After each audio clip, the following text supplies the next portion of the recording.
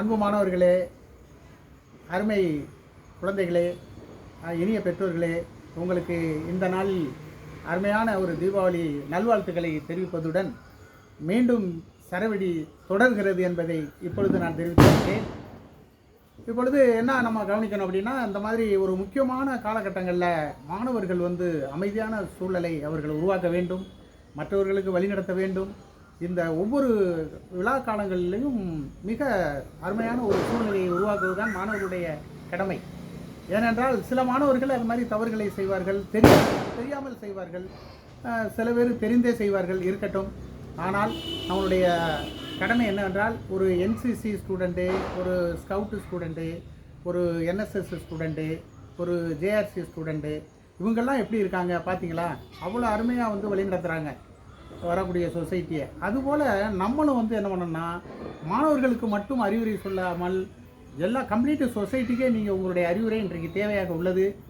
நீங்கள் நல்ல அருமையான சூழ்நிலையை நீங்கள் புரிந்து கொண்டு நிறைய கருத்துக்களை தெரிந்து கொண்டு அந்த கருத்துக்களை நல்ல கருத்துக்களை நம்ம சொசைட்டி கொடுங்க. நல்லதொரு சொசைட்டி உருவாக்குவதற்கு நீங்களாம் ஆர்வமாக இருக்கிறீங்கிறது எங்களுக்கெல்லாம் தெரியும். ஆனால் அதை எப்படி கொடுப்பது என்பது தான் இன்றைக்கு முக்கியம். ஆகவே இன்றைக்கு வீட்டை விட்டு வெளியே பார்த்தால் எங்கே பார்த்தாலும் பல்வேறு பிரச்சனைகள், ஒரு மிக கஷ்டமான சூழ்நிலையாக பார்க்கக்கூடிய ஒரு சூழ்நிலை எங்கே பார்த்தாலும் இருக்கிறது. அப்படிப்பட்ட கஷ்டமான சூழ்நிலைகளை ஒரு மகிழ்ச்சியான சூழ்நிலையாக மாற்றுவதற்கு உங்களால் மட்டும்தான் முடியும் என்று நாங்களாம் நம்புகிறோம். ஆகவே இந்த தீபாவளி நேரங்களில் இதுபோன்ற விழா காலங்களிலும் நீங்கள் மிக ஜாக்கிரதையாக எல்லா சூழ்நிலையையும் கையாள வேண்டும், மற்றவங்களுக்கு கற்றுக் கொடுக்க வேண்டும். அந்த நல்ல அருமையான சொசைட்டியை உருவாக்குவது உங்களுடைய கடமையாக இருக்கிறது.